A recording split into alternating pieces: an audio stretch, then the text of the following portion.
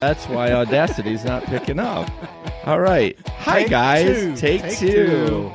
Welcome to Dad's Podcast. This is Life Unfiltered. You need to unmute your mics. So, anyways, now that y'all can hear us, thank you for joining us today. I really appreciate everyone that listens to the show. And, yeah, we're recording on Sunday morning because Larry, with Lifting with Larry, is in town and came up all the way from Bowling Green, Kentucky. And Larry is like our super fan, and we really appreciate you coming. My pleasure. It's great to come up and meet you guys in person. I really enjoy the show. We're going to listen to both of the podcasts that y'all produce. I really enjoy listening to them, and so it's just great to come up and meet you guys in person. I appreciate it. All right, Ben, why don't you introduce what Threads is so anyone that's a new listener can kind of figure out what we're doing. Yeah, so Threads is, I'm going to use a big word. Is that okay? Why'd you? I'm offended. Why do you look right at you? You look. Because of euros. All right. No one knows that joke. You can use a big word, but say it real slowly. Antithesis. Antithesis. Okay. We are the antithesis of what you typically see on social media, and that is the polished up, curated posts only about the positive things in life, and with filters added and faked backgrounds to make it look like you're on vacation when you're really just laying in a sandbox. Who actually does that, by the way? Well, there a lot are of people women. that do that. I think a lot of women do. Mm-hmm. Yep. This is not that. This is the opposite. This is us just being unfiltered and real and honest and admitting to our mistakes, which... Like on not unmuting the mics. I was just going to say that, but I figured you might jump in with it. And sure enough. You let me leave. You knew I was going to do that? To clear things up, though, I'm really in Michigan. We're not faking this. I'm really Yes. Yes. Larry is really actually here. He made the trip from Bowling Green, Kentucky. 500 miles. And we are delighted that he's here. So are we as you expected us to be? Definitely. I mean, we've been communicating through y'all's podcast, through your live stream and the Telegram app for so long that I think we all felt like we pretty well knew each other. I mean, there definitely weren't any big surprises at all, for sure. Well, we definitely weren't fake like Facebook fake. Exactly. I am who I am. You're not Instagram perfect, right? Yeah.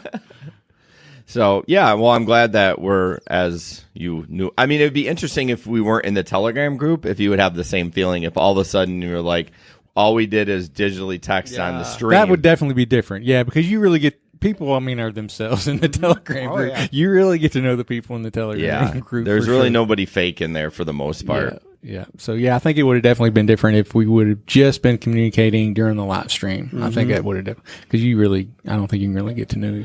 No, I mean, when you hear someone's voice, you would hear our voice, but we wouldn't hear yours. Exactly. Yeah. So you wouldn't have time to process that accent and be ready for it. Right. Well, we're used to Jesper, so that's okay. That's a whole different story, though. Yeah, it is. So, I kind of explained why we picked Larry to join us. Obviously, he's been kind of a fan from the get-go. Yeah. Pretty early. Because you knew, you were in the group, the rideshare group before we started recording Threads, I think right? so. I believe so, yes. Yeah. Okay. So why don't you tell us a little bit about your background? You are a podcaster like us. Thanks to you. Yeah. We're peer pressure. Yeah. There you go. I do peer pressure people into record. I'm like, you should start a podcast. I'm like, I'm doing the same thing now, though. I mean, once you start, every time you hear somebody, you're like, oh man, that'd be a great podcast. You need to start one. That'd be perfect. Although, why are we doing this? Because we're creating competition. Because we're good people. That's right. There you go. I just feel like there's so many listeners out there that you can make your way. It might take some time. There's a niche for everybody. There really is. Yeah. So why don't you tell us about married, kids? Sure. I mean, I kind of know some of the story. Right. It was tough this weekend not to talk to Larry about his life because I was like, we're going to do this on Sunday. Yeah, like we started talking a few times and we're like, oh, hold on, wait, let's save it for the podcast. Let's save it for the podcast. Yeah. So why don't you just give us a recap of, you don't have to start from birth. Well, wherever I can start. I mean, grown up, born in Indiana, moved down to Tampa, Florida for a few years when I was like 3 or 4. Okay. After that, we moved to Henderson, Kentucky, which is where my parents are from. They both grew up in Henderson, which is about 2 hours from Bowling Green. And we moved to Bowling Green, though, when I was was 7 between right after my first grade year, and I've been in Bowling Green ever since. I come from a pretty good sized family. There's 7 of us kids. Wow. There's 5 girls and 2 boys. But growing up, there was really just 5 of us. I have an older sister, Teresa, who's 5 years older than me. Lisa's 4 years older than me. And then Sharon and Karen are identical twins, and they're Sharon 4 years. and Karen. They're 4 years younger than me. How'd your parents yell at them? Shake Hay. Sorry, the first thing that popped in my mind was sharing is caring. Oh, There you Sharon go. and Karen. There you go. that's funny. And then when I always wanted a brother. And then when I was 15, my brother Jeremy was born. And then when I was almost 17, my youngest sister Jenny was born. So I tell everyone that I was either adopted or I'm very special, because there's Teresa and Lisa, Sharon and Karen, Jeremy and Jenny, and Larry. So it's one or the other. I missed that. Are you the firstborn? The firstborn son. Son. Yeah, Okay. I've got the 2, I was right in the middle growing up. I had a 4 and 5 year older sisters, and, Okay. and the twins are 4 years younger. So I Okay. was smack dab in the middle. Okay. Sorry about that. Growing up. So growing up, like I said, we grew up in Bowling Green. When I was in Henderson, or when we lived in Henderson, when I was like 5 or 6 years old, my dad started developing symptoms of what we much later came to find out was bipolar. Okay. Back then, they didn't know a lot about it. I mean, Yeah. had no idea. Sure. And I don't remember a lot of it back then. My older sisters obviously do, just because they were so much older. But I do remember times when he would just like be in the bedroom for 3 or 4 days. Oh, wow. And then there's other times when he was manic, and I mean he would just outplay us all. We'd be out playing in the backyard and we're ready to go in. He's like, no, we're keep going. Yeah, he could go for a couple of days. And then when we moved to Bowling Green, I think I was 9 when my parents ended up getting divorced, just because of a lot of problems that came with things he did. Because when bipolar people are manic, they really think they can do anything. Yeah. And so there was infidelity involved, and he started getting into some other problems. And I think I was a few years after they divorced, I believe, is the first time that he got arrested, went to prison. Oh, wow. And he would do things like when he would get on his manic phase, he would like run out of money because they'll buy stuff, and he would still Like kayaks? I wasn't going to bring that up, Ben, but might need to get checked out there. Oh, buddy. that's perfect Deprecation. Thank you. There you go. That was good. But yeah, he would get into running out of money, so he would like steal a check from somebody or somebody's checkbook or something and write checks. And I don't know how you think you're not going to get caught doing something like that. Well, they're not thinking Right, they're that's not the problem. Thinking, they're not thinking. So he got divorced, ended up in prison, and ended up going to prison, I think three separate times. So from the time I was about 9 or 10 until right after I graduated, didn't see a whole lot of Dad. Every now and then we would see him. He'd be out. We saw him at a halfway house. I remember in Indianapolis one time visiting there. And it's a funny story. I can laugh at it now. It wasn't funny at the time. But when I was graduating high school, he was at a halfway house getting ready to get out. And so they would get weekend leaves where, if they were on, they were on good behavior, they didn't mess up, do anything, they could go out for the weekend. And so he was, I don't know how you do this, but he was seeing a girl that he would go out on the weekends and they would go out. I don't know how that works. Interesting. Maybe he Yes. was just living a second life. I don't know. But anyway, so he wanted to go see his girlfriend that weekend, but he had messed up somehow that week, and so that he didn't get a pass. So one day, him and his buddy were like walking down the hall, and they saw they had I guess just a paper pad that they would write the passes on. They saw it laying there, so they stole a couple more passes and forged them, and went out that weekend. Well, Wow. he got caught, and so Okay. this was like a couple weeks before my graduation, my high school graduation. So so he got his leave cut off, so he missed my high school graduation for that. Like I said, it's funny now, but at the time it wasn't so. Pretty devastating. Yeah. Yeah, a little bit. But I feel for him because they, like I said, they really back then. This was 45 years ago. They really didn't know much about being bipolar Sure. as they do now. In medication. Exactly. Yeah. They couldn't even figure out what it was. I mean, he went through all sorts of stuff. Even, I mean, they did shock therapy on him. That's how, Wow. backwoods they were back at that time. And finally figured it out. I'm not sure how old I was when they figured that out. Got him on lithium, which is what they give or did back then a lot of times, which worked really well, but it also destroyed your kidneys, which is what eventually ended up killing him. But that was kind of the growing up. So we grew up with my mom, and she had a high school education. That was it. So not a lot of skills, but she would work, but she go back and forth between is it worth working? You have to pay so much For daycare. for stuff like Yeah, that. No kidding. So we, from the time I was probably 11 until after I was out of high school, we were on welfare. We lived in a good neighborhood, which was weird because we had moved there when my parents were married.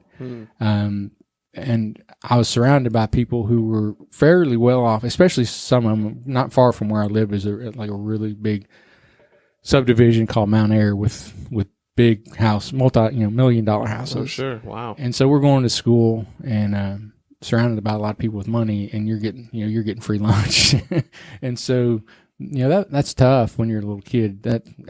Even though probably nobody else was thinking about it at that time. I feel like back then that didn't happen. I mean, maybe Not with as you, much. Not as much. because like there was some issues when I grew up, or when I went to elementary and middle school. It was in the 80s, and there was some of that, but probably not so much. Right. Not so much, I don't think. And it was just a different world back then. I mean, I remember when our school got integrated. Wow. I mean, we had, I went to a school called Potter Gray Elementary, and then there was High Street School, which is where the black kids all went. And I was probably, I don't know, 5th grade, maybe 4th, 5th grade when they shut down High Wow, Street you School. segregate. You had that's Really, crazy. I mean, I think about it. You didn't back then. You didn't even think about it. yeah. But now you look back and you're like, wow, that's crazy. That's just crazy that's the way it was back then. So yeah, we grew up, like I said, pretty much on welfare, growing up. And so my mom and dad, like I said, they divorced when I was, I think around 9.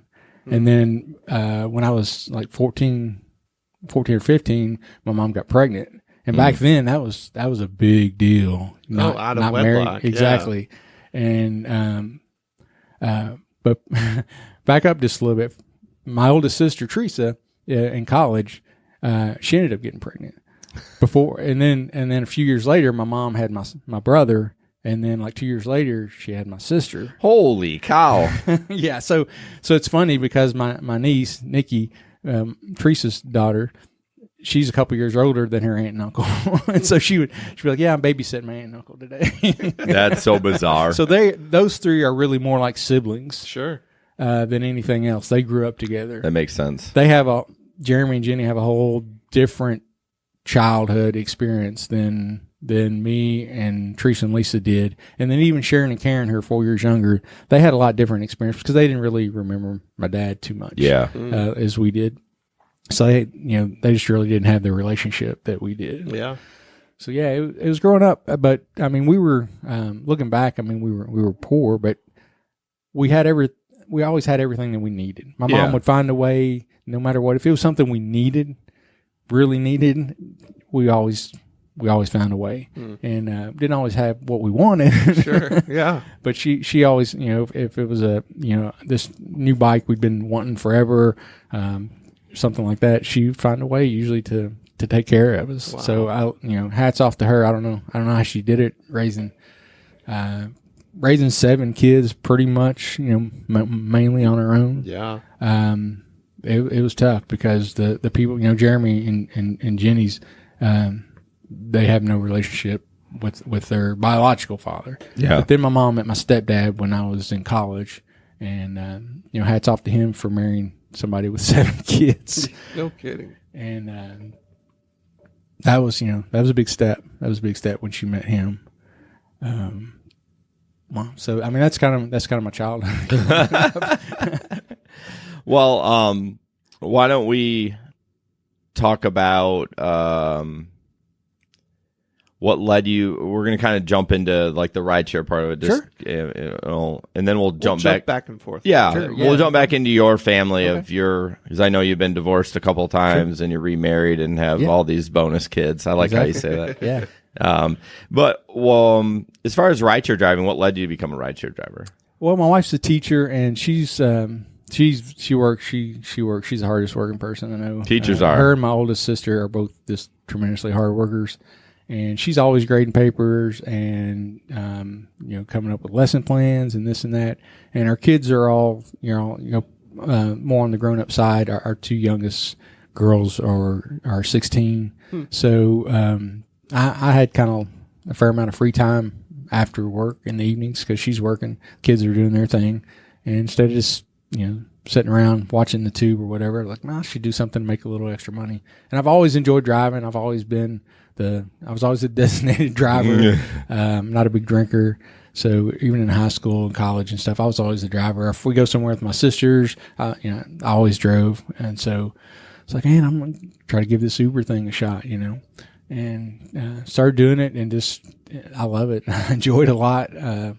You get to meet a lot of really interesting people. Sure do. And you never know. Each night's an adventure. You don't know where you're going to end up. I mean, I've gone to Nashville. I've gone to Fort Campbell. I've gone to Elizabethtown. You just never know where you're going to end up. That means nothing to us. Yeah. So what's your furthest drive? It would probably be Fort Campbell, I would think. And then how many hours? That's Fort Campbell's probably, I don't know, hour 45, something like that. Not one of these 4-hour rides like some. Yeah, I think which I would love to get, but yours is probably Lake City, right? It was. Yep. Lake City. I've done Traverse City, which is 2.5, and Chicago, which is 2.5. I think that's my furthest. Yeah. But the thing about the Fort Campbell ride, the funny thing about it was going to be my last ride of the night. It was like 10 minutes after 2. Oh, there was like no surge. I'm surprised you took that. I know. Probably against my better judgment. Yeah. But and it was a Lyft ride. I don't think I got the long trip notification. Or if I did, I didn't see it. Sure. But anyway, I was like, I'm gonna take one more ride. It was there was no surge going on. Go to pick this guy up, and he walks out and start the ride. It says Fort Campbell. I'm like, oh man, are you serious? So I'm like, I can just send my wife a text here. I'm not gonna be home till late. And so took him to Fort Campbell. He was a soldier going back to base.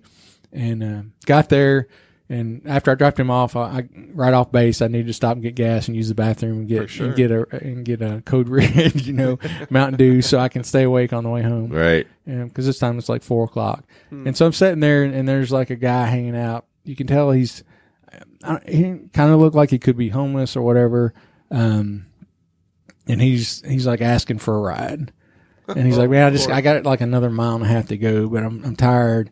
And he was, I don't know, mid-60s probably. And there just happened to be a sheriff deputy gassing up at the gas pump. So I walked over here. I was like, have you ever seen this guy before? And he's like, oh, yeah, he's through here all the time. I'm like, any problem, anything like that? He's like, oh, no, he's harmless. He's I would be like, you take him then. Yeah. And so like, all right, man, I'll give you a ride. So I Sounds gave like him something I would do. Yeah, I know. That's what I was thinking. So I give him a ride, and he was a talker. I mean, he was a talker. In the short trip I had, I mean, he was talking my ear off. So I get there, and he talks like another 5 minutes when we get there. I'm like, man, I've got to go. I'm like, I've got to get back to Bowling Green. I'm going to fall asleep. So he's like, okay, I understand. So he gets out, like halfway out, and has the door halfway shut. And then he starts talking again. And it's another 5 minutes. And I'm like, I've got to go, man. Shut the door. I'm getting ready to pull off. Okay, I've got to go. Right. I've got to go. He's like, oh, man, bless you, man. God's going to bless you for doing this. I appreciate that. And he gave me a hug. And I was like, oh, man, no problem. So that was an extra long ride to Fort Campbell. Wow. That's that crazy. That mile ride probably took me at least 30 minutes, I think. Funny. Wow. So when you're not rideshare driving, what kind of things do you like to do for fun to relax? Golly, for fun, I love to read. I've always been a reader. Our whole family, all 7 of us, it's funny. We all just somehow got a love of reading. We did a thing a couple years. We've got another one coming up where we do like a sibling weekend. We're all 7 of the siblings, no kids, no spouses, no nothing. We go like to a lake house or something. Oh, really? Wow, that's awesome. And we'll just spend the weekend. And the first time we went, they had a big wraparound deck on there. And at one point, I'm looking around like all 7 of us are reading, just hanging out on the deck reading books. It's like that's so cool. cool. That's really neat. But it's been hard to try to get things done because my youngest sister and my younger brother, they have small ones now, where the rest of us, our kids are pretty grown. Right. You have such a gap in ages for your siblings. Exactly. It's your different life stages. Oh, sure. Yeah. And so like my niece Nikki, her son is like the same age as my youngest sister's, one of her kids. So it's all kind of mixed up there. But we're going to try it again. We're in September. We're going to go to Nashville for our sibling weekend and do the sightseeing and hang out with the Woohoo girls.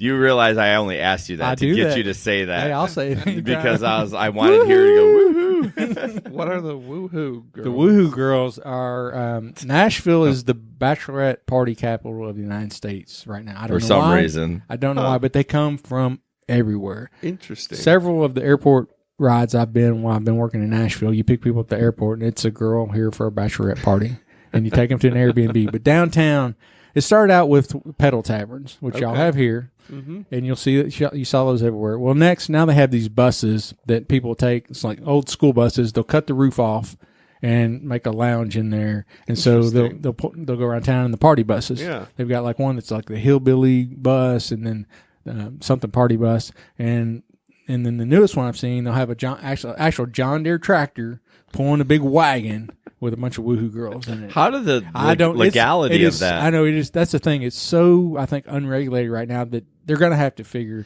something out. I feel like even with the bus, I feel like they park maybe 3 blocks out of Broadway. Oh no, they're driving. They are driving. They drive around They main are drag. driving. So they are crazy. driving. Yeah, that's what I'm saying. And you'll be at a stop sign and they'll pull by, and they always want to interact with you. They're always, every time they see somebody like woo, they're waving. It's 9:00 in the morning, and they're these girls are hammered. Oh, wow. And they are everywhere. That I is forget what the number is, but there are hundreds of bachelorette parties in Nashville every weekend. Wow. Every weekend. They're everywhere. Yeah, they're going to have to do something. You start getting a tractor going down Broadway. I mean, that's... Between that and the scooters, it's... It must have changed. Megan and I went to Nashville maybe 5 years ago. This is pretty recent. It must be because I didn't years. see any of that. Yeah. I didn't see scooters. I didn't see tractors. Yeah, the I didn't scooters see... are definitely new, and the mayor just signed a thing that he's recommended to city council that they pull them all out again. Yeah. Wow. So who knows what's going to happen with No the scooters? kidding. I applaud like Uber and Lyft. I think those are good for like tourist. Well, I guess Nashville is, but maybe like beach areas. I don't know. I see more scooters at but still dangerous. It is all very around. dangerous because Without a helmet. yeah, no one wears a helmet. Of course. They don't offer them, so why would you? Yeah, and then they say everywhere, like when you sign up, and that most of the scooters have like little plastic signs attached to them that you do not ride on the sidewalk, but half the people ride on the sidewalks. Well, yeah. and then half the people are in the street. Yeah. So yeah, you never know. But Well, as a rideshare driver, you have to be really careful because if you'll be pulling through a light and some Yahoo will just fly through the intersection on a scooter. Wow. Not looking. Well, when you click I accept the terms of service, you sign away your rights. So when they get hurt. I've seen several videos that rideshare drivers or somebody or a business has captured on their camera people getting nailed on scooters. down Yeah. there. Ugh. Yeah, it's not a good mix, especially with all as much drinking as goes on Broadway in downtown Nashville. Yeah. Put that on a scooter. I wonder if that would be considered drunk driving. I think it would. You're operating a motor vehicle. It's a motor. Well, I don't it's know. an electric vehicle. Yeah, that's true. I don't know. They pop them on you can get popped on a little riding lawnmower, lawnmowers. and those only go like 3 miles an hour. Yeah, and these will go about 20. The bird scooters will go like 20. That's- yeah. When I was down there for the PodX conference, Yeah.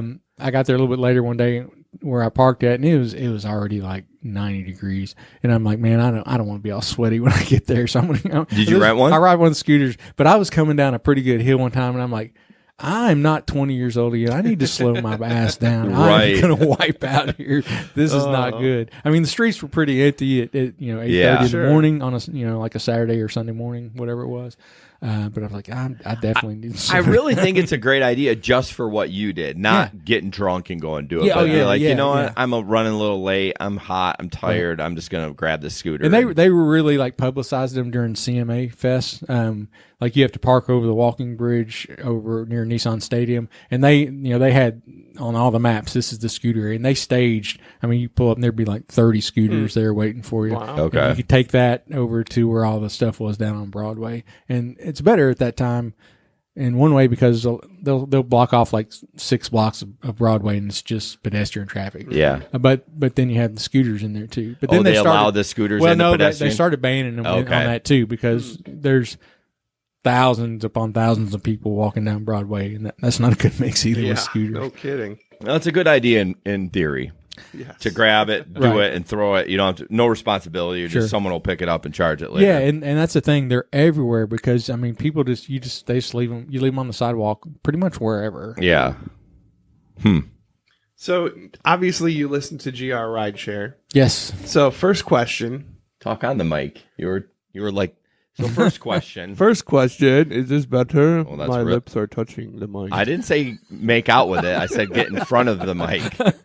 You would think how many episodes? I mean, you're probably in the hundreds of episodes now, and you're Yeah, like, probably. So next question. I'm going to talk over just That's to what you were bother doing. Just to push his button. Yeah, I do it all the time. Sometimes on purpose. Yeah. At any rate, so you're obviously a podcast listener. So first question, how did you hear of GR Rideshare Adventures podcast? Well, when I get involved or interested in anything, I usually go like full steam into it. So it used to be when I was growing up, like if I got anything, I would read everything. I'd get my hands on anything that related to it in book form and read it. And of course, then the internet came along. Yeah. Yes, I grew up pre-internet. And Me too. So did Barely. Ben, so did Ben too. did, so yeah. barely. Just barely. barely. So I would read everything, and then the internet came along, and you could research everything online. Yeah.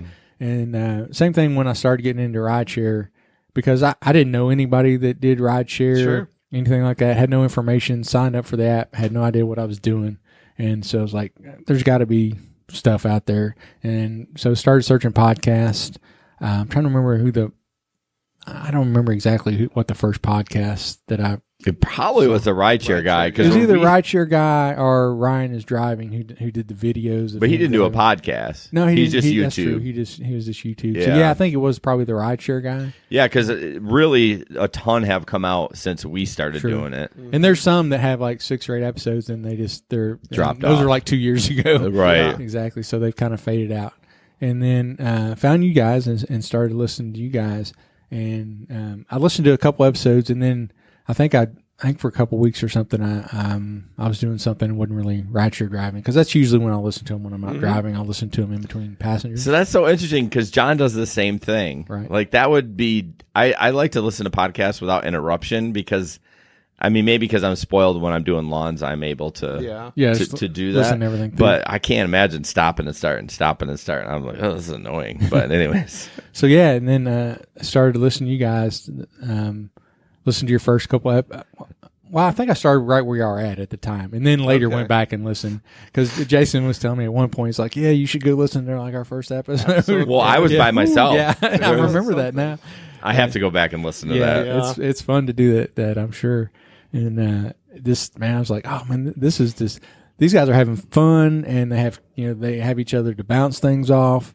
And at that point, I still didn't to have any of that in Bowling Green, and still really don't. I did have one driver in Bowling Green that she gave me a lot of tips and hints through Facebook on how to do things, or this is what you need to do to be in the right spot or learn about things, which helped a lot. But we have a Facebook group there in Bowling Green, but I don't really have much interaction besides every now and then people will post on their stuff. But we really would like to build a community like y'all have here, because it's neat to see the community that y'all build up here with the rideshare drivers and how people help each other out. It's not cutthroat like I see in Nashville. Seems like Well, there's it a lot is of that. cutthroat. We've just been able to create a community with some people that understand. We all understand the same principle. We're all out for ourselves, but we can be friendly and Sure, somewhat helpful. Like, hey, I have a flat tire. Can you come pick me up? Those kind of things. And that's what I'm talking about. I mean, not a community where you're like, hey, where's the best spot to be tonight? We all know how we feel about people that ask, hey, should I come out and drive tonight? How's the busy roads tonight? Yeah, how's the road? Well, you don't get that question down there, but very rarely, very rarely. And if it's icy, no one asks because no one's out. Right. And we get a eighth of an inch of snow, and it's like, the world's ending. Right. And but you see that a lot, especially I see it a lot in the Nashville groups. People ask that, hey, how's the business tonight? And you're just waiting. You're like, man, you're gonna get you're gonna get yeah. They'll say, where's the good spot tonight? And people will say like somewhere like 60 miles away. Right. They'll start. They've started doing that. So if you could change anything about our podcast and be honest, GR or Thread? GR. Okay. What would you change?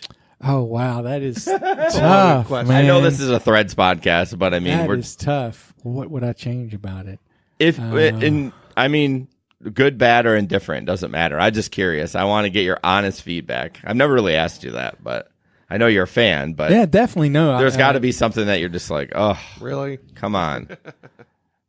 I'll think about that, man. I really, if I could think of something I didn't stump him. He just doesn't want to make us feel bad. No, that's not it at all. If there's something that I could say that I think would improve it, I mean, I certainly would tell you. I think we've got enough of a relationship where I could tell you that, and you'd understand. I was saying it, out of love, but yeah, I feel like just real quickly, I think I enjoy doing it, but I feel like we're doing the exact same thing, and I always kind of want to freshen it up a little bit. Sure. So I don't know. I imagine anybody who's had a podcast going for a little while probably feels that way. Yeah. I have like my 4th episode's coming out, and I already feel that way. I'm like, man, I'm doing like the same. I'm like, okay, how'd you grow up? Well, what should you have the same thing. Well, that's kind of like our interview questions and Threads. They're relatively the same. Yeah, it has to be though. Well, right. When you're doing it exactly. You may go down a different path. Sure, but you have to kind of cover the same things if you're going to hear somebody's story. All right. Well, let's bring it back to Threads a little bit. So you tuned into GR Rideshare, heard us, and then you joined our Telegram group. Mm-hmm. Somewhere along the line, you heard about Threads. Where was that? Well, I'd listened to several episodes probably of GR and. Heard one of you mention Threads, and I'm like, see, random ads. What is this? Threads, and so somewhere found. I don't remember if I found a link or if I just searched it. I don't remember for sure, but clicked on it and listened to it, and I'm like, instantly. Just really liked the format of the Threads podcast because I've not heard any podcast that really is doing the same thing. I think it certainly fills a niche that needs to be out there because, as y'all say in your introduction, everything the world that our kids are growing up, I worry about them because it is. Everything's got to be perfect. You only share pictures that show the very best of you. I see the college kids that I have in my car. They're taking pictures they'll take 50 pictures on a 5-minute ride. Yeah. Like, what are you pick doing? the best one. Yeah. Exactly. If that's one thing I can instill in Avery is, sweetheart, it's fine. Like, don't take all these pictures. Do not filter it. Because, I'll show a picture of somebody to my wife, whoever, I don't know. And I'll be like, man, she is beautiful. Look, and my wife she probably she knows this person, let's say. She's like, I know she takes 50 pictures and then she puts filters in Photoshop. Right. And I'm like, what? Who has time for that? Exactly. Yeah, exactly like that. And that's one thing I tell my kids, a saying that I tell them all the time is, it's like, don't ever let anybody else's view of you be more important than your view of yourself. Correct. That's so good. Because it's not. It's just not. If you're happy with who you are and what you're doing, then don't let somebody else overrule that. Yeah, it's super important, and that's what our goal is to try. I mean, not to. It's just we talk about the Facebook fake because I hate that, and Ben and I kind of have interesting stories. Thankfully, I guess if we were just grew up I mean, Ben, I don't know. We haven't really talked much about his childhood, but I mean, relatively, I think he was drama free for the most part. Right. And then if it were just plain Jane, I don't think, not that we're like super interesting, but I just think we bring You definitely have story. I mean, you stories definitely both that have could stories. help people. Exactly. Yeah. Yeah. And you don't realize how many people can relate, I think, to your story because you're like, oh, Or won't talk about it. That's true. Yeah. Won't Yeah. talk about it. The That's child part- abuse, exactly. the struggles of Sure. just with money. I mean, Sure, our last yeah. And I mean, podcast. there's people that I know and have known for probably quite a while now that have no idea that I grew up with a dad that was in prison. Yeah. You know? Because it's not something you stow out there all the time. No. I'm not ashamed of it. No. because it was a condition he was dealing with. Because when he was on his medication, he was the nicest. I mean, he would do anything for you. Isn't that amazing? Super guy. But when he was not on his medication, or before they figured out what it was, and he was in a manic stage, he would, like I said, he would talk your ear off. Yeah. I mean, he would have all the energy in the world, or he would be on the depressed side, and he would be in bed. I remember he was a lab tech. That was he did. Profession. He was a lab technician, drew blood and all that kind of stuff. But like having 5 kids and my mom not working, he would do extra stuff. Like he worked security at the racetracks there in Henderson. He had like a paper out for a while, and I remember me and my 2 older sisters having to get up and do his paper out in the morning because he wasn't coming out of bed. Oh, wow. Man. And I don't remember that a lot, but I do remember certain instances of stuff like that. Whereas my oldest sister, her memory's great, much better than mine, and she can tell a lot more stories about that. And I remember little bits and pieces of it. So let's jump into your family. But one question that Ben put in here. I was gonna say you can't skip that question. I wasn't, but I gave you breathing room for the last 2, and you didn't say it, so I didn't want to make sure. All right, since we were being awkward and blunt, Inquiring minds. if you were stuck on a desert island, would you rather be stuck with Ben or me? Depends if you want to survive. I'll say Ben because he'll have a kayak and we can get off. Oh, no. Stuck on a desert island. You have nothing. You're nude. Awkward. You just took it even further. Wow, that's a whole nother step Well, there, man. oh, my That is God. a whole nother step. Oh, wow. My name is Mirka, my name is Ben, and if you like That's then pull out a pen, write a review, and then click send, and if you don't like That's then we can't be friends. This is Miracle reporting to you live. Out! That's podcast. Life of Filter. Life Unfiltered. Yeah, at this point, I mean, I'd probably have to say Jason, just because I think I've talked to you more and Right. connected with you more. And I mean, that's if you Well, had to choose one. I mean, Well, I wow. think it brings up a good question Sure. because that's why Ben and I work so good together because we're complete opposites. Right. So he brings Right. tons of skills on this end. I bring tons of skills on that end. And I want to have a neatly manicured island. So He's your guy. Well, hopefully, I got chemicals then. Otherwise, we're screwed.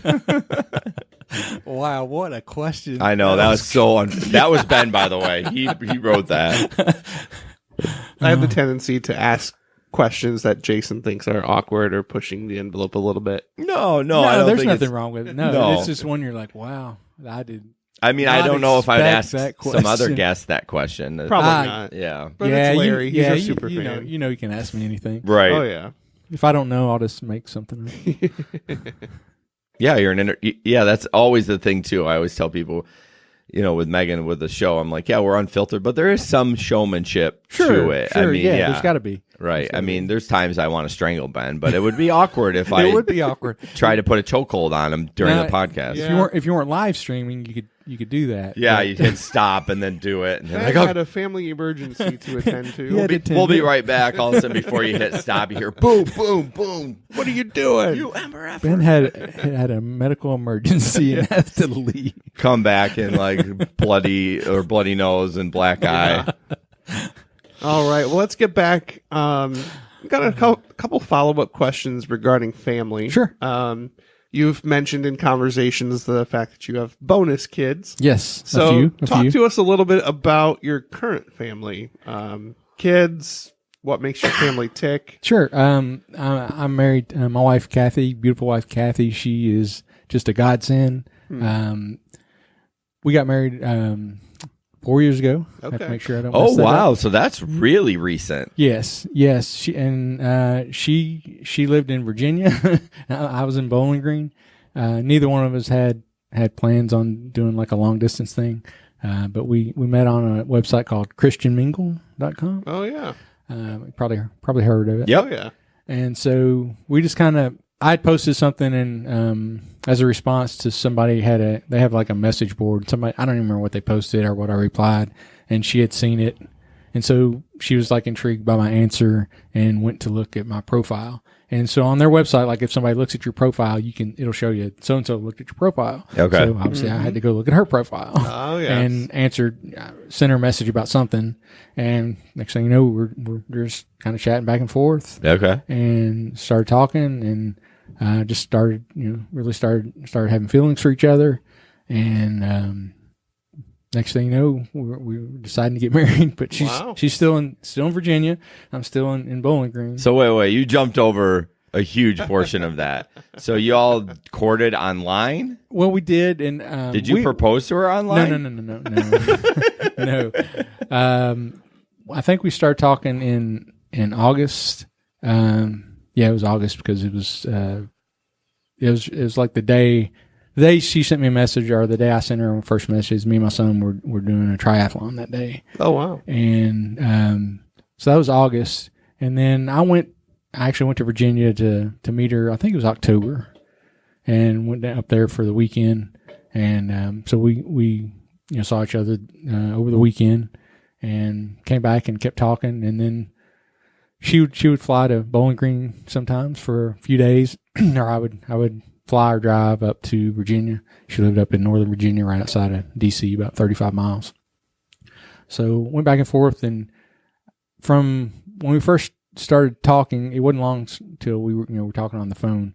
And once we started talking on the phone, until we got married, we talked every single night. Okay.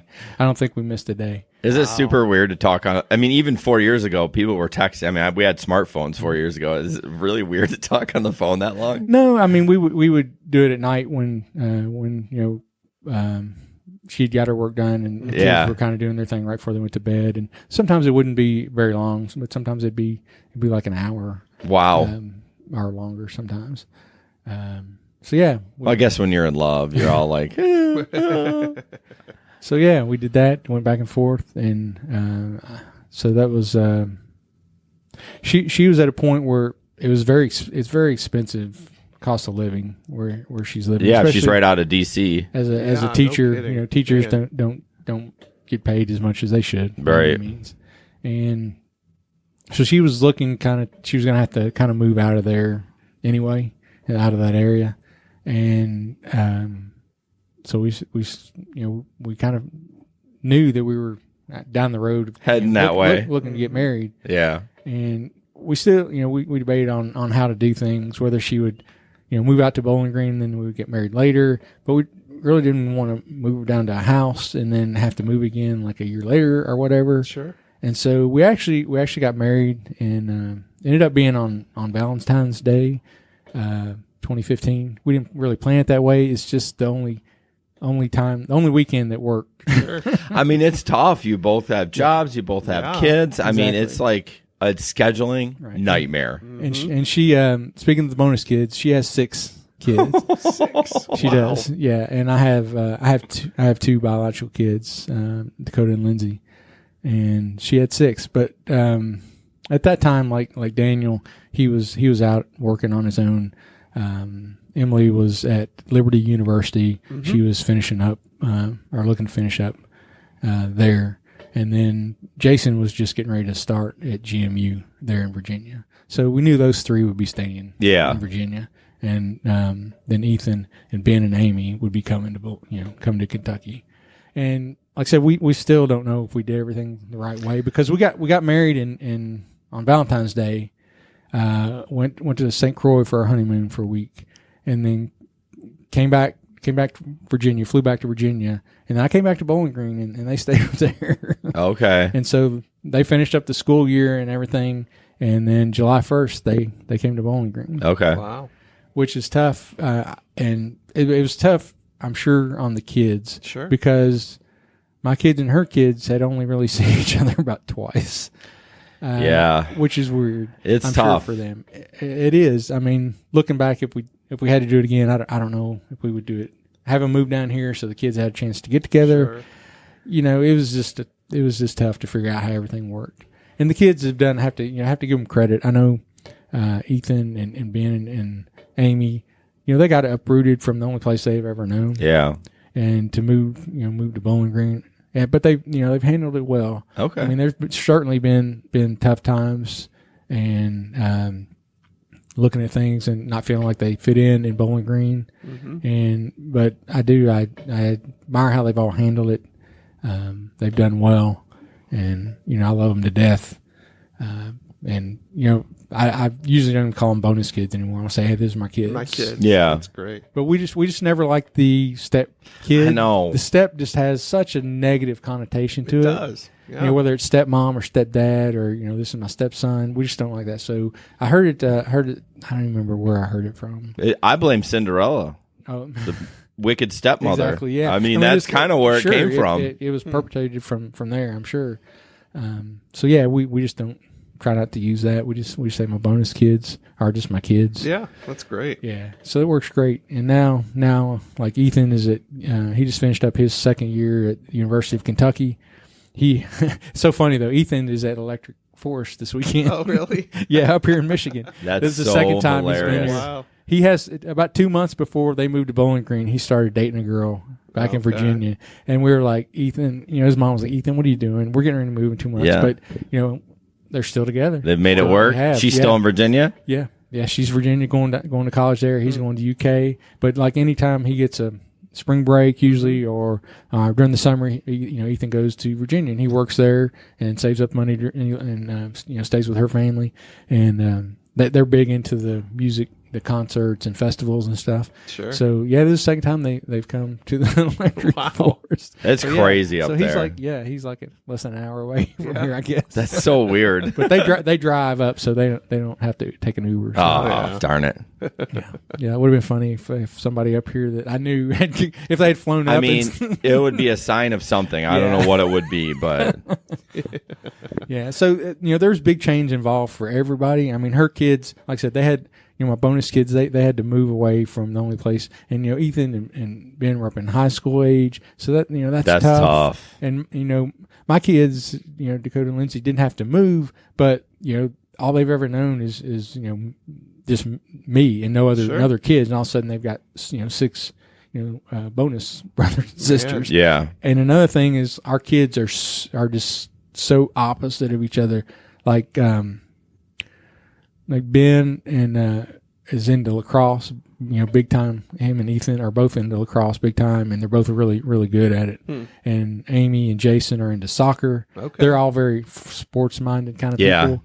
And Dakota and Lindsay, you really probably could make them watch a sporting event. Dakota's Yay, like, sports. Dakota's like, I want to go to a school that does not even have football. Wow, that's hardcore. Yeah, he played baseball when he was really young and soccer and basketball, but it was all when he was really young. He just never really cared for it. The only thing he's really likes pretty much athletically is running, and now he goes to the gym all the time, which is great. So they're very different people, and we don't have nobody's really arguing about anything, but they kind of they kind of do their own thing. Yeah, which makes sense. Especially when they're I think it's hard when they're that age. It's very different if we would have got married when they were like 6. Yeah. Yep. Because then they would just have time around you. And their dad moved to Bowling Green as well. Oh, wow. Oh, So he's still in there. Huh. So I told him before we got married, I was like, I will never try to take the place of your dad. Never, because I know how it was. I had people tell me that I shouldn't see my dad when I was growing up because he's in jail, he's no good, this, that, and the other. I'm like, I will encourage you to have a relationship with your dad. Absolutely. But I just want to be somebody else who's here to love you and be whatever it is that you need me to be for you. Wow. yeah. And What a great take. so, and like I said, they're great kids. Me, me and Amy have a really good relationship. Me and Ben have a really good relationship because I've been with him longer. You know, Ethan's been at UK the last 2 years, and when he's not at UK, he's in Virginia. So I haven't had as much time around. Yeah. And then we see the other kids, you know, a couple times a year. Either they'll come to visit us at Christmas, or we go to Virginia to visit her family and see the kids and stuff like that. So yeah, big family, but I love kids, and I'm from a big family. Like I said, you know, 1 of 7 kids, so I'm used to that. I'm used to the kind of the chaos that goes on. I wouldn't know what to do if I just had like one kid. And yeah, I know you probably felt some guilt having them kids move down to you, but in the same token, it's like you should be able to be happy too. I mean, like you guys are 2 adults and you found each other, so it's just like it's just one of those things, but. I can see how I'd be like, man, this sucks. I feel so bad for them. It's tough at first. I mean, it just was, and like I said, I couldn't blame them. When I was their age, I would not have wanted to move out of Bowling Green, anywhere. Yeah, I just wouldn't, you know, because that's where I grew up. That's where my friends were. That's where I knew where everything was at. Everything. Well, it sounds like you've made it a good transition, and y'all are working together to common goal. Yeah, I think so. Yeah, you know. Like I said, I love them to death. You know, they're all great kids. They're all unique. They have their own talents. They have their own interests and everything like that. But you know, we just try to help them out and be there for them, and whatever we can do to help them along, we try to do. Mm-hmm. And you know, Kathy's been just I couldn't ask for a better bonus mom for my kids. You know, she loves them to death, and you know, I hope I've been the same for my bonus kids. So yeah, that's great. You want to take us into the next segment? We have segments? Well, heading. It's new. Which one are we on? I don't know. I just saw you scroll down to mental health. So I was just there. Okay. Are we questioning my mental health? Yeah. Somebody always. With 6 kids? Well, you're a fan of both our podcasts, and we should check your mental health. No, we always talk about that, and as you know, if you've listened to all our episodes, that mental health is a huge part of Ben and I's life. You know, my mom struggled with mental health for a whole life, and you know, I've struggled with it, and Ben struggled with it. So we try to bring that up. You know, even during Ben and I's podcast, we may breeze over it, but is that something that you struggle with? I feel like you don't, but you just always are so positive when I talk. Like I've never heard you swear at me. I've heard you swear, but I guess Ben's never swore. Yeah, he's sworn at me. But I don't know. You just feel. I just seem like you got it all together for the most part. I certainly don't have it all together. I'm pretty level most of the time. Though my wife has mentioned that to me. I mean, I usually don't have the big extremes. I usually don't get like really mad and yell at people or things like that. I don't know if that runs in the family. Obviously not from my dad. He was all over the place. Yeah. But when he was on his medication, he wasn't. He was very level when he was on his medication. So speaking of that, does any of your siblings struggle with mental illness? Because I feel like that's kind of we don't have anybody that's I mean, not to that extreme, right, but maybe right to that extreme. I think I think all of us go up and down a little bit. Mm-hmm. I know my son, he suffered from depression and going up and down, and he's had some struggles when he was some pretty significant struggles when he was a little younger. But as far as my siblings, we're all pretty level-headed. That's amazing from, you know, with the dad that you had, you know, it definitely was a mental illness, right. You know, but that's good to hear. So, but what about, so obviously you probably don't see a therapist then. I hate Ben calls it counselor, by the way. That just annoys me. It annoys me you call it therapist. It's a therapist. That's what they are. It's a theracounselor. Do you call it someone that fixes you physically a physical counselor? I mean, I'm just saying. Sure. We go back and forth on that. I love calling them out on that. It's a new term. It's my It's my favorite. So that's probably something that you don't do. I do not. I have in the past. Yeah. At certain points in my life for a little bit. unfortunately, the times I have gone hadn't had real good experiences. It's tough. It, I mean, it throws you off. Yeah, you have to. I know you have to find the right fit. It's And so true. It's very important to find the right fit. It's like you're dating. right. And I'd get fed up. Yeah. and I'm done. I'd be done. So my counselor, therapist, he's in his 80s, I think. Really? So I'm just now just looking at the reality of the situation. I mean, he's doing great now, but at his age, things can go downhill really quick. Sure. So it's like, I'm going to have to find somebody new. Oh. I like that. Oh, poor Tom. I mean, it's the reality of Yeah. it, just like you said. But I mean, I don't know. I think this is just a sporadic thing that happened. But the other day I had an appointment scheduled for 2:00. Mm-hmm. And I show up at 2:00 and the billing receptionist lady is like, I hate to tell you this, but Tom double booked himself. He's also seeing a new patient at 2:00. And I said, oh, well, should I come back at 3? And she goes, yeah, if you can do that, that would probably be best. And then Tom comes out and he just apologizes Sure. profusely to both of us. And so, yeah, I was just like, oh, all right, I'll come back in an hour. So it happens. just blame his support staff. Yeah. But So- no, he does all his own scheduling, though. Oh, well, then blame him. Yeah. So, well, I know you may not have necessarily had the mental health issues that Jason and I have. However, I know that you've obviously had some challenges and mountains to climb, if you will. So, maybe talk to us about one of those mountains or a challenge that you had to overcome, where there was some adversity, or maybe it was moving the kids, or could be anything. Talk to us a little bit about one of those. Sure. Yeah. I mean, there's certainly been through several. Growing up, one of them was when I lost my dad. He was 59 when he passed away, so young. Pretty young. Yeah. And what had happened is after he finally got out of prison for the last time, right after I got out of high school, and they had him on his lithium, and he was good. He was good. And at the time, he was. They found out the lithium eventually would destroy your kidneys. Yeah. So there was a couple times they would try to switch him to different medication. And I remember them switching him to a different medication, and it just wasn't working right. And that's the time that I remember the most about seeing him in his like manic, or he was really or in his depressed state. And he was working at a hospital as a lab tech, and my oldest sister's like, he's not good. You're going to have to make sure and take him to work, because he was like, I can't go to work. I'm going to mess up. I'm going to hurt somebody. I'm going to do this. And she's like, my older sister, she was very much used to handling him or taking care of him when things Sure. went wrong. She had a really close relationship with him, as did I. And she's like, you have to take him to work. And he was at that time, he was in Bowling Green. He was working in Glasgow, which is about 40 minutes away, maybe.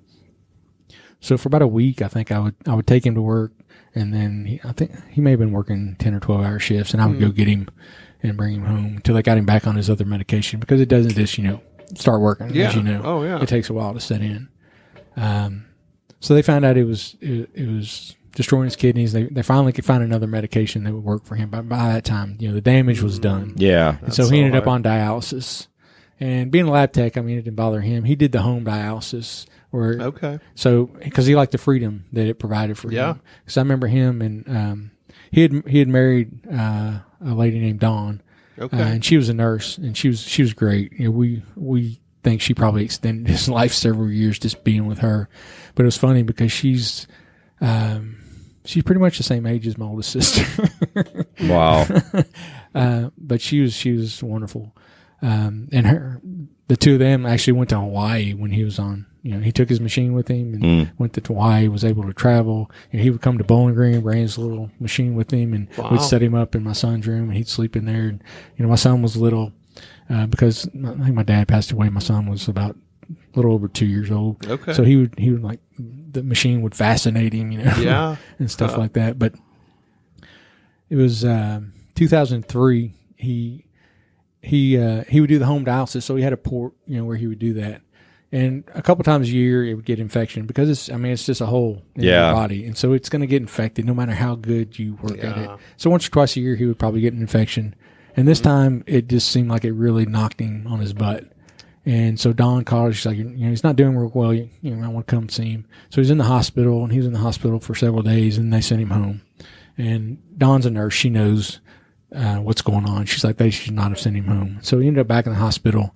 And me and my sister would go see him, and it was weird because one day you'd come in and see him, and he was he was himself, and he'd be sitting up talking to you, sitting up in a chair, everything's fine. And a day or two later, he wouldn't know who you were. He was out, and I still remember it just real clearly. My sister was helping teach VBS at our church, Okay. and I was at work, and Dawn called me, and she's like, he's just really not good. You need to come to Evansville, because that's where he was at the time, Evansville, Indiana, which is about 2 hours away. And so I called Teresa, and she was in the middle of VBS. She's like, as soon as it's over, I'll come. So I get to Evansville, come in, and Dad was he was out of it. He was out of it. And the doctor's like, we don't know what's going on. Oh man. We really need to do exploratory surgery and see what's going on. And so I'm like, okay. So I went to call Teresa to tell her that's what they're doing. So come back to his room, and he's gone. And I'm like, okay, what's up? So I told the nurse, I'm like, okay, they took him downstairs to get him ready. So I go downstairs, and the doctor's like, his blood pressure is so low, if we operate, he'll die. Yeah. Wow. And so I'm like, okay, so what's the next step? And he goes, well, we'll do what we can to keep him comfortable. I'm like, what? Yeah. What do you mean? What are you telling me right now? I'm like, you're telling me my dad's going to die? He's like, yeah, that's what I'm telling Everything's you. shutting down. Everything. Yeah. We can't operate on him. It'll kill him. His blood pressure was like nothing. Wow. And that idea had never crossed my mind. It never crossed, I don't think, any of our minds, just because we'd been through this, time, him getting infection, Yeah. several times in the last, Sure. last several years. So you just figure it's another time. It's going to go get it taken care of. Yeah. Go back home. Everything's cool. So I'm sitting here, and my sister comes in, and Dawn, they had it's weird. They had gotten divorced at one point, but then my dad had moved to Bowling Green. But he'd been in a pretty significant car wreck at one point where he was delivering papers again, and had fallen asleep and went off the road and hit a big concrete culvert and everything. So he was messed up pretty good. And Don's like, bring him back to Indiana. I'll take care of him. So I think most of the people thought they'd gotten remarried. I don't think they ever actually did. Oh, okay. Wow. But they were back together anyway. And from that point on, so Don had like his power of attorney and everything. So she had to go home to get that. So I'm just sitting here in this waiting room, and my sister walks in, and I'm just sitting there with tears coming down my face. And she comes over, she says, "What's wrong?" And I'm like, Dad's going to die. And she's like, "No, he's not." I'm like, "No, sis, the doctor told me he's going to die." Yeah. And she's like, "No, he's not." No, he's not. And she's like, "Where's the doctor? I'm going to talk to him now." And the doctor comes up, and she's like, "Hey," she's telling him, she's like, "Hey, look, I know my dad doesn't have much money. He's on Medicaid, whatever." She's like, "If there's some kind of treatment that you're not doing because it's too expensive, you tell me right now, and we will have it done." Yeah. Whatever it is. And he's like, "That's not it. That's not it at all. It's just, there's not much we can do." And this was a Thursday night. And then, I don't remember if it was later that night or the next morning. They did decide they're like, okay, there's experimental medicine that we can give him. And some people it works great, and some people it doesn't do anything. Because what had happened is he had developed sepsis and just infection throughout his body. Yeah. That's tough to fight. It is. It's just raging through his body. And so we'd called my sister that lives in Clearwater, and she was freaking out. She's trying to get to Indiana. And, my two younger sisters, had come up, and like my grandmother, my dad's mom, she was there, and his brother and sister, everybody ended up at the hospital there in Indiana. And they started giving him this treatment, and they said it'd probably take 48 hours before we really know what's going on. So we were there Thursday night, and then Friday, and like Saturday morning, my older sister's like, "Look, why don't you go home and see your kids real quick and get a shower?" Because my kids were like, my daughter was less than a year old, and Dakota was like 2.5, close to 3, something like that. And so I drove back to Bowling Green, and like I hardly no more got there, and they called me and it's like it's not working. They're gonna take him off, his breathing tube. And my dad had always said, don't put me on a breathing tube. I don't want to be on a breathing tube. But the doctor said, look, for this medicine to have any chance, his body needs every ounce of strength that it can have. So we put the breathing tube in. That's going to up your chances. So we did it. So they told me that, and I really thought he was going to die before I got back. Yeah, and so normally it's like 2 hours because there was like 4 toll booths you had to go through at that time on there, and so it took like 2 hours to get to Evansville, and I made it like, I don't know, hour and a half. I was flying. As fast as my 40th floor would go. I was booking. Not a smart thing. I wouldn't recommend that. No, but anyway, disclaimer. Exactly. Don't do that. So got there, and it was funny because as unconscious as he was, we know he could hear us because my sister got there from Florida sometime over that weekend. Okay. And we're all in there, and we come in, we're like, Dad, Lisa's here. And a tear came down out of his eye. Oh. And so we know that he could hear us. So everything we wanted to tell him, we were telling him because we knew this was probably going to be the last shot. So they decided the medicine was not working. So like, we're going to start weaning him off stuff. And, we were all there, and all 5 of his kids were there. His mom, brother, and sister were there, and we had I have to praise the ICU nurses that we had there. They were super, especially the guy who was there when he passed away. He was a male nurse, and he was just fantastic. And he's like, look, when we take him off this last thing, it won't take long. So if anybody's out, outside using the bathroom, making a phone call, get everybody together. And so they got us together, and he took him off that last thing, and it was a matter of minutes. And so watching him pass away was one of the 2 hardest things I've ever had to do. Yeah, because I went so many years growing up without having a father figure or a male figure in my life, and then growing up, it's like I finally do have him back in my life, and he had gotten on the medication that was, so he didn't have to experience all that ups and downs like he used to, and he had a really good life. But I'm so glad he had like the last 5 years of his life, because that's when they really got him on the good medication. And he had that with Dawn, and he got to go to Hawaii, and he went through walk to Emmaus, all these things, and had just a really good last 5 years, because he had a bum deal. Yeah. Nobody asked to have, manic depression. It's just a tough road, to go down to. So yeah, that was the hardest thing. Or one of the 2 hardest things. The other hardest thing that I went through in life was the day that me and my second wife got divorced, and I had to leave the house knowing, at that day the kids were going to stay at her house. That was even harder than watching my dad die. Yeah. That's tough. Yeah, I've been through that. The instant part-time dad. You walk out, and I remember the weekend I walked out, and I was like, oh, now I get to see my kids every other weekend and a couple weeks in the summer. Yeah, I had a little bit more than that. Luckily, I had like every other weekend, and then every Wednesday night, and then the weekends they were with her, I would have her that Monday. So it was like 5 nights out of every 14 is what it ended up being, I think. That's a little better than mine. Yeah. But yeah, that's tough. Not being able to be a full-time dad. Right. Yeah. Because I knew what it was like, and I never wanted that for my kids, but yet you end up there. So yeah, that's tough. It's tough. And luckily, it was the first couple of years, it was kind of tough between me and their mom, but I think we've done a pretty good job compared to most people as far as still having, we talk about things, and we try to do what's best for the kids, not what's best for us. So even then we lived about, I don't know, maybe 2 miles away, and now it's even closer. I live around, it's less than a mile. Wow. From our house. Yeah, I did not have that same experience. Sure. Yeah. I've picked up on that. Yeah. Well, that's tough with your dad passing away. I actually saw my grandma, and it's tough, man. It's very odd. It's very weird.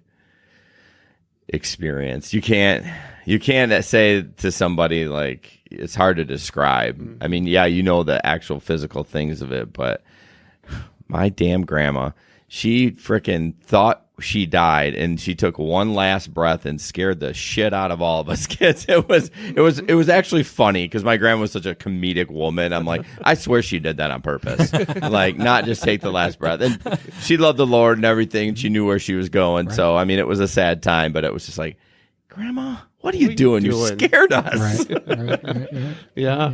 And then I think I don't know. Just to throw it in there, before I was also married. The first time I was married was when I was 20. Oh yeah, me too. They always work great when they're young, 20, right? Young and immature. And, certainly not at any point ready to be married. And I was married for 3 years to my first wife. We had no kids. Again, it was rough at the first, but we got to the point where we can talk, and if we run into each other or something like that, it's so much more different when you don't have kids. It is, yeah. I mean, it's an easy.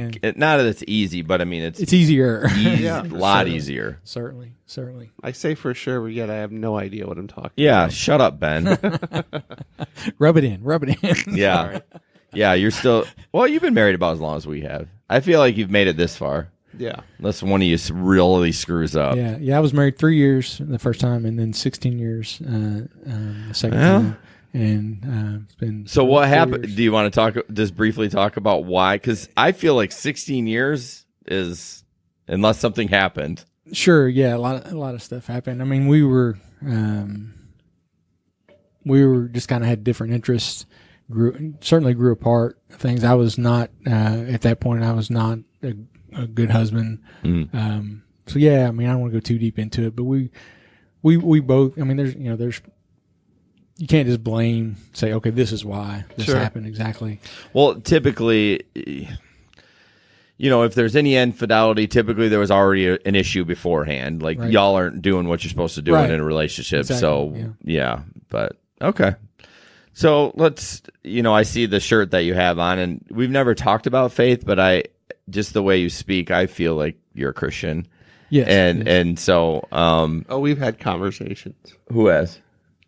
Larry and I. Okay. About faith. All right. Cool story, bro. I didn't know that. You were like acting like I was supposed to know. Well, I figured he would have had similar ones with you. Nah. No. I'll wait till we're on the desert island. We have to something. Yeah, that was. Jeez, because I won't be there. Yeah, I'll be on my kayak paddling away. He'd be waving to us. No, you drowned in the boat, bitch. Anyways, so have you always been had a relationship with God, or did this come later in life, or it? It's been kind of.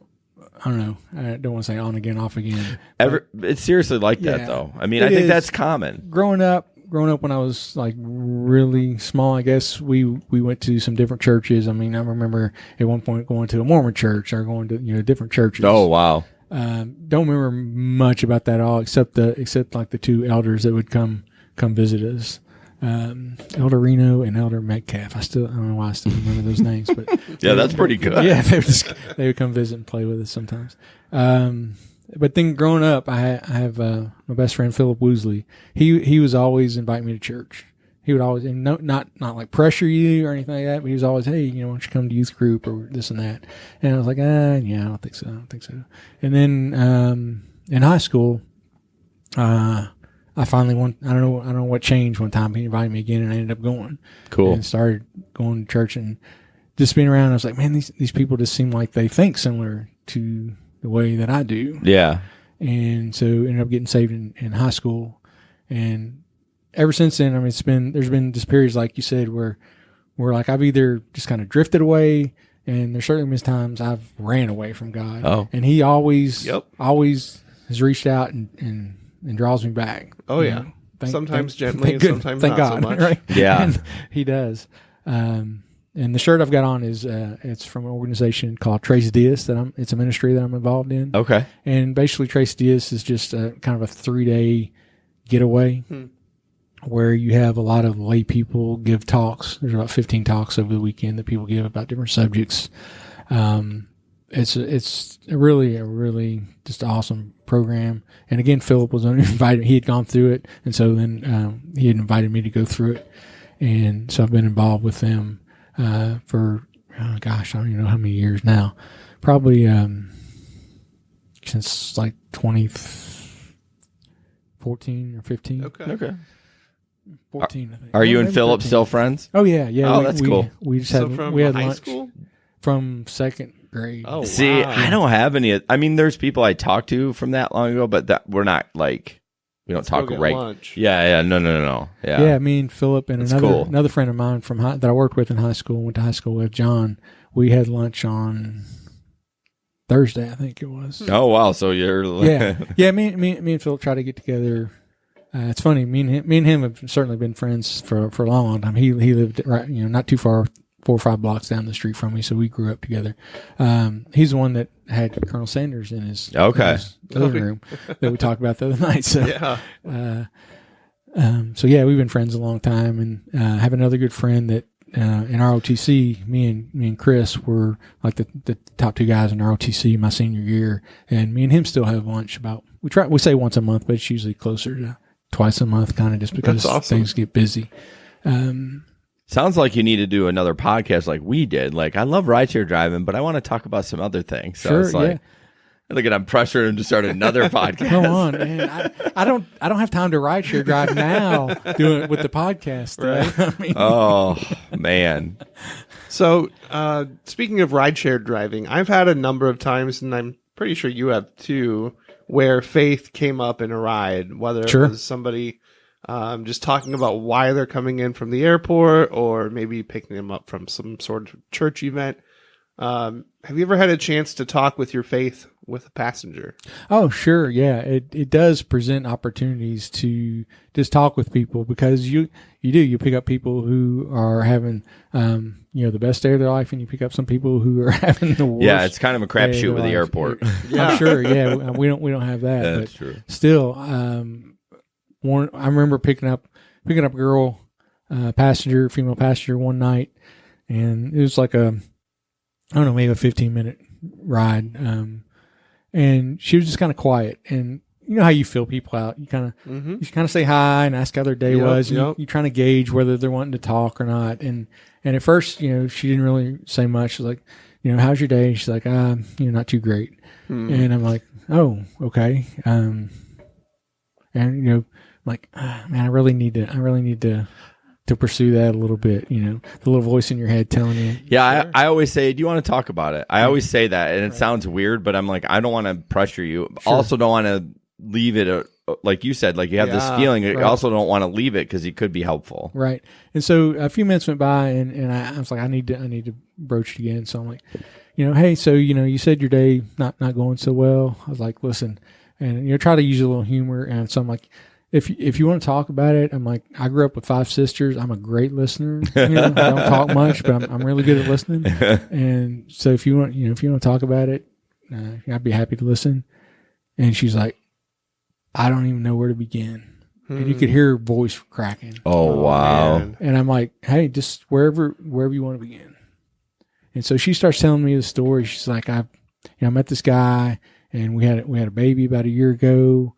And right after we had the baby, he got arrested, and he's been in jail for the last year. And he got out of jail a week ago. And you would think he would want to come see his baby and me, but he's been up in Elizabethtown, which is near Fort Knox, about an hour, 45 minutes away. She's like, he's been up there hanging out with his homies for a week. And she's like, I know, I just need to cut him loose. Yeah. And she's like, but it's tough, it's just tough. It's, it's my baby's dad, but I know he's no good for me.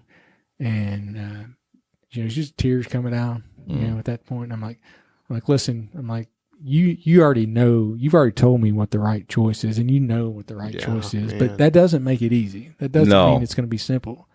I was like, but that you and that baby are going to be better off if that's his priorities, is going hanging with his homies. Yeah. And after a year of being away, No kidding. you know what the right choice is. Yeah. And so That's we got to to close to where I was supposed to drop her off, and she's like, you know what? She's like, can you pull over here? I feel like I need to walk for about 5 minutes to kind of get my head in the right spot before I have this conversation with him. I was like, hey, do you mind if I just pray for you? Wow. Before you go. She's like, that would be awesome. So to sit there and pray with her for, a couple minutes, and, she got out and started walking. But she was like, I really appreciate that. I really needed somebody to pray for me right now. Man. So yeah, you have opportunities to minister to people like that. And my thing is I have to make sure I'm listening to that voice that tells you, because it's easy to get caught up in, okay, well, they don't want to talk, I'm not going to talk, because I am very much a quiet person by nature. Yeah. Again, I blame it on the Five Sisters. Yeah, that's why podcasting is great for Exactly. you, because now you can finally, hey, this is my podcast. I would talk as long as I Everybody's want. mic down. So yeah, I tell everybody, I was like, yeah, I didn't learn how to use a phone until I went to college. I saw one, I knew how it worked, but I never actually got to I heard use it one. ring a lot, but I never was able to pick it up. Exactly. I would just get on my bike and drive over to whoever I wanted to talk to. So yeah, I have a lot of fun with that. But I love my sisters to death, and it's funny because 7. You would think everybody's not that close, but we're pretty tight. I mean, That's we would awesome. there's certainly times when so and so's not talking to so and so, because of something that happens. But we would do whatever for each other. I mean, that's why I've never worried about being homeless, because I'm like, I got 6 houses I can go to. Right. If something happens, because we'll take care of each other for sure. We're close to wrapping up, but I wanted to go back to that voice. Isn't that interesting when that happens? That you can't explain. Everyone knows what it is, Sure, but you can't explain what it is. You Sure. can't, it's not like it's scientifically audibly heard. Yeah, you just have this and I think people experience it in different ways. Like, What, maybe you don't hear it audibly like I do? No. You're like, uh-oh. Holy Larry, man over dun dun dun. Yeah. No, I think a lot of people get goosebumps, Sure. or they're just, you just feel your senses be a little more tingly. That's how I experience it. But yeah, try to explain that to somebody that voice was calling you to minister to her. Right. I hate that word, but I don't Minister and counselor. know. Well, I mean, it just sounds so preachy It does. when I you hear say it. Sure, yeah. I mean, you just want to be there. You just Yeah. want to be there for them, or be there, listen to them. Yeah. Some people just need you to listen to what they have to say. Yeah. And some people they need to hear somebody speak to them, and just let them know, hey, it's going to be okay. It's going to be rough. It's not going to be easy, but it'll be okay. When it's all said and done, it's going to be okay. Yeah, I think you probably made a pretty big impact on her, and I would dare say that she thinks about it from time to time, regardless. Even if she decided to stay with him and then Right. something happened, she's like, man, I should have listened to Larry. She probably don't remember your name, but Probably not, she yeah. remembers that conversation and you praying on her. So and that's okay. You're not doing it for them to remember you. no, for well, sure. you're doing it because you were Right. called at that point to Sure, do it. exactly. Yeah.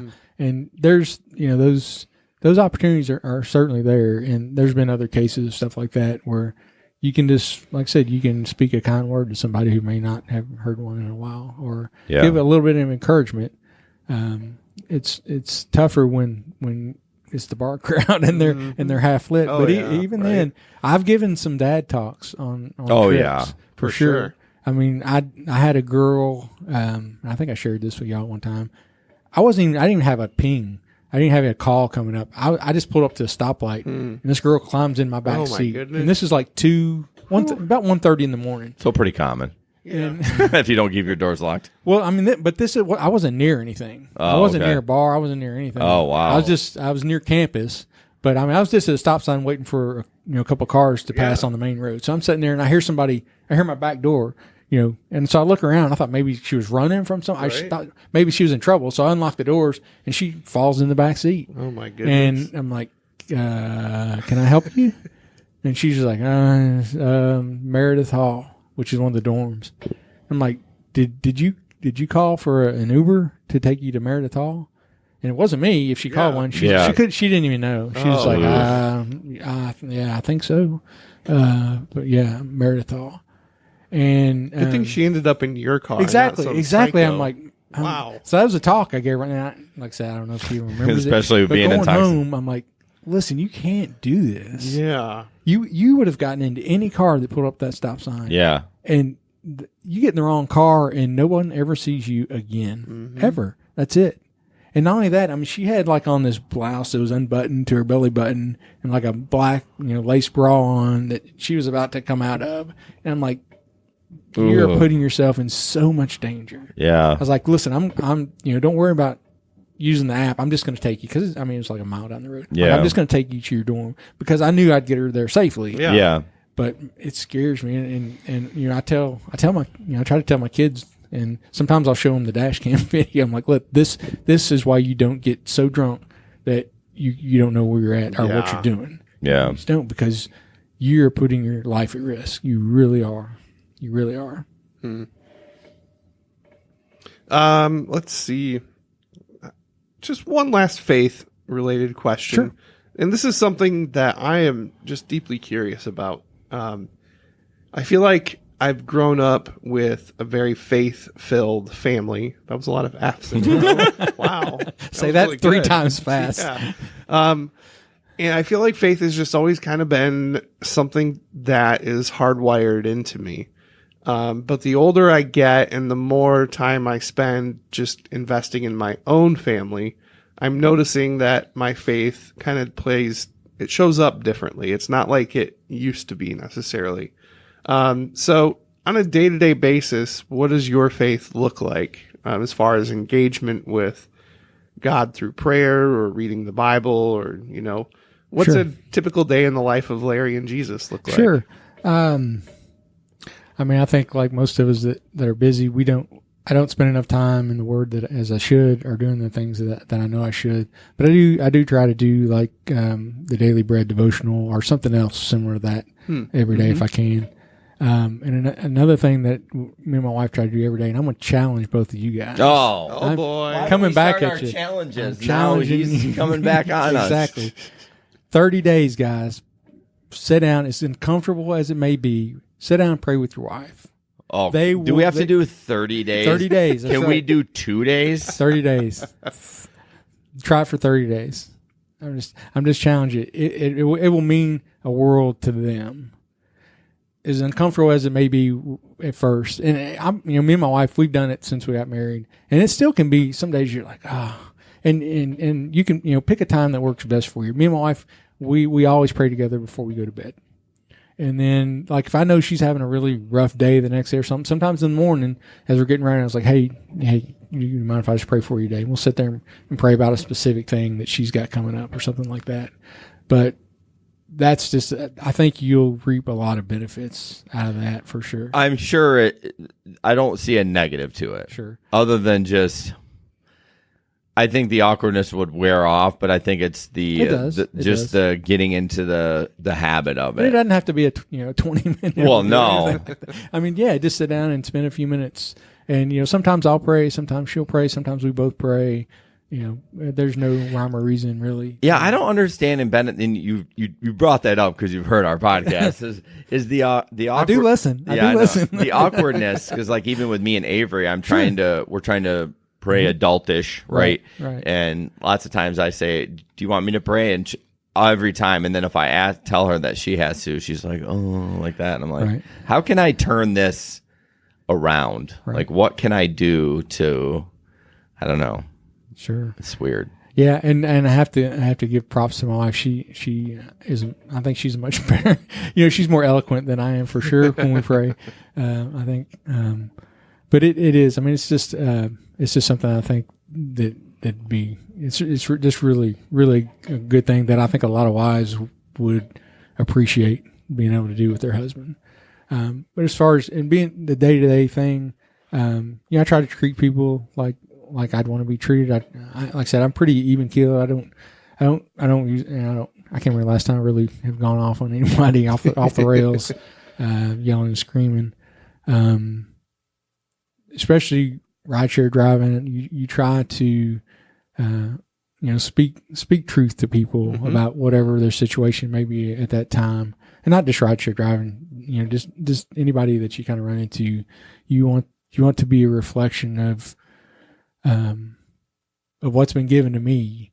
And I try to remember, no matter how much somebody may tick me off or do something that just makes me mad, I feel that I've been forgiven for so much because and people I know would be amazed. I'm the quiet, shy guy, kind of flies under the radar.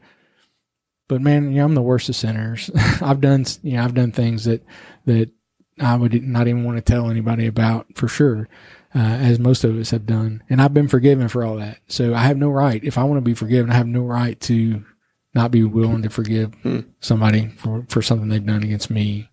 But it's tough sometimes. You're like, well, yeah, but you don't know what he did. This is a big deal. But stuff I've done was a big deal. But Yeah. I've been forgiven, and I can't not do that if I expect to enjoy the fruits of my forgiveness. It comes back to, if I've done something wrong, I want grace. I want God, give me grace. But if somebody's done something to me, I want justice. Yeah. Yeah. I mean, that's human nature. Sure it is. It is. Sure it is. And so that's something you got. I have to push back against a lot. Okay. So, we always ask, what do you want to inspire our listeners to do? I know you talked about the praying for 30 days, but I think that's a little aggressive for our listeners. Well, yeah. I mean, then if it's not 30 days, try it for 3 days. Try it for a week. Just try it once. Okay. Is that something you want to leave with? Do you have anything else you want to add? Like, I don't know. Ben always writes these things. I don't know. It was my turn to ask the question, but Sure. I don't know. What do you think about that? Can you kind of? You want me to? Well, I mean, like somebody like we had Gabe on. It's like, what do you want to tell people? You know what I'm saying? It's like this is the wrap up of the show. We just Right. kind of want to give our guest the chance to say whatever last words they may have, or Sure. whatever Yeah. challenge Last they may words are want to y'all gonna off me after? Right. Well, I feel like about that. Ben sounds like an eloquent writer. So when I read that, I'm like, I would never write it that way, Right. but I don't know what I would say. Sure. Like, what do you want to? Here's your. Say what you ever want to say. Sure. Your Okay. la- Speak now, or forever hold your peace. All right, sure. Well, first off, I just want to acknowledge and give thanks for my family, both my siblings and my family. My wife Kathy, she makes me a much better person. And Yeah, my wife does too. It's amazing. Yeah. And it's funny how that works. Yeah. When you find the right one, it's Sure. just And my kids, both my biological kids and my bonus kids. See if I can do this without messing up. Daniel, Emily, Ethan, Jason, Dakota, Ben, Emily, and Lindsay. I think I got them all. it's interesting that he has both Jason our and names Ben. and your kids. Yeah, it's so funny. I didn't even think about that until my wife. I would mention something, and she's like, "Who? Jason?" Which Ben and She's Jason like, you I was like, talking yeah, about? Jason missing this, and she's like, "Jason? What? Jason called you?" And I'm like, No, GR Jason. So that's how we refer to it. Oh. She's like, is it my Jason or GR Jason? Or my Ben or GR Jason? Oh, that's so funny. It is. great. So like, yeah, we just need a kid named Jesper. I don't think that's happening. That's not going to that happen. ship, the kid ship has sailed. Maybe Let me a tell you. dog. You could adopt a child or a dog. Nope. That kid, he's not going to adopt either. that kid's that a is ship not has sailed. happening. Exactly. Yes. A while ago. If that happens, there's something Right. bad. We got to have a conversation. Exactly. Many conversations. So yeah, it's funny when we talk about them, but they've all, like I said, they all have adjusted and taken all this change on. And sure, we went through struggles, but they're great. And I really look forward to seeing like where they're gonna end up at, what kind of jobs they're gonna end up, Yeah. where they're gonna land, where they're gonna man. live, all that kind of stuff. They're all so smart and talented, and like I said, I love them to death. And I love having the family that I have. As far as anything else, just I guess we'll sum it up. Don't be a dick, right? Yeah, very true. Oh, yeah. as John That from covers a lot, right? John from North Carolina. That's just for John. Don't be a dick. Yeah, just again, we've talked about it before numerous times. You never know what somebody's going through. Yeah. You just never know whether somebody cuts you off or somebody's in your car and they're not being the best. You don't know what they've been through. You don't know if they've just found out that their spouse is leaving them. You don't know if they find out their kid's got terminal disease. You just never know. No. Yeah. And so just try to give them a little slack. Cut them a little slack. And, just try to be as nice as you can. Yeah. Spread some joy in the world, some love in the world, and I think the world will be a better place for sure. Well, thank you for that. So, thank you so much for joining us. Thank you guys. This has been a wonderful weekend. I am podcast out, man. I'm telling you, now that we got to record Lifting with Larry right after this. No. We might do that next month. So, but thank you guys for listening. We appreciate it. If you get a second, please share the podcast. Check out Larry's podcast. It's cool. It's a good concept. Thanks. I appreciate it. I'm having fun, and I would have never done it if it weren't for you guys. Really, seriously. I mean, started listening to you guys, and Jason kept going, oh, yeah. I peer pressured the hell out of him. He pushed, man. I was like, I was doing the ride share, and then I started doing the Instagram pictures, and that was a lot of fun. And then I was like, oh man, I should start doing the videos. So I started doing the videos of the drunk, crazy people, and then started doing more like, okay, just conversations with people. Yeah. And kind of wanted to head more that direction because I'm like, the drunk people, I don't know, you kind of feel weird about it because I wouldn't want somebody to put my worst moment up there. Yeah, we've obviously changed direction too on that. And then when Uber came, put the band hammer down, taking those off. That's done. So I was kind of looking for something maybe, to do in a different direction. And the podcast thing, I did spend a couple years as a disc jockey, so not. Were you ramping records? I was at a country music station called the Beaver, WBVR, which is at that time it was in Russellville, Kentucky, which is like 35, 45 minutes. Okay. Away, which now it's relocated to Bowling Green, but I was overnight weekend disc jockey. There's a whole story in that too. But. Man, if I would have known that, I would have played a song and let you ramp it. Like I would say, give me 5 songs that you played back then, and I'm like, man, that was that was in the 80s, right after high school. Yeah, that was like 86, 85. So 86. some George Strait. Oh yeah, George Strait. Probably Garth, early Garth. No, Garth, I don't think was even quite there yet. Merle Haggard. Yeah. Oh man, Johnny Cash. Sure, Patty Loveless. Are you impressed? I feel like I just scored some points by knowing who Merle Haggard was. Because I know who he is too. So Randy Travis, digging up bones, that was big. Oh man, all that good stuff. So yeah, I had a little experience, in another lifetime ago with recording recording stuff like that. So it wasn't completely alien to me, but. Were you playing records back then? Or was it cassettes then, right? We actually had like 3 big reel-to-reel machines. Oh, reel-to-reel, that's right. All of the stuff was programmed by the main office. Okay. So we didn't even pick the records. We just had a sheet. This is what's coming up next. And it would tell you which button to push to start that reel. Okay. That's right. Yeah. I remember Eric from the Eric Zane show would talk about those old school days when he was doing radio stations back in the 80s. Right. It was reel to reel. Yeah. Oh, yeah. That's crazy. High tech back then. Yeah. Yeah. So a lot of fun, though. But yeah, check us.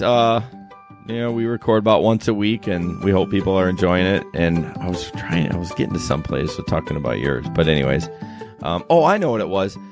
Here's a tip. I'm just popping my head. What? Because that girl is sticking to me that you had the conversation with, and I was like, man, what if you had your card then and said, hey, I'd really like to continue this conversation, and you could hand them the card and say, if you ever want to talk again, I have a podcast. I'd love to hear the rest of your story. Sure. So that's a good idea. I need to get. I'm redoing my business cards because they still have like my YouTube thing on there, and I don't have my website or the podcast info on there at all. So I'm going to get those redone so I can hand those out.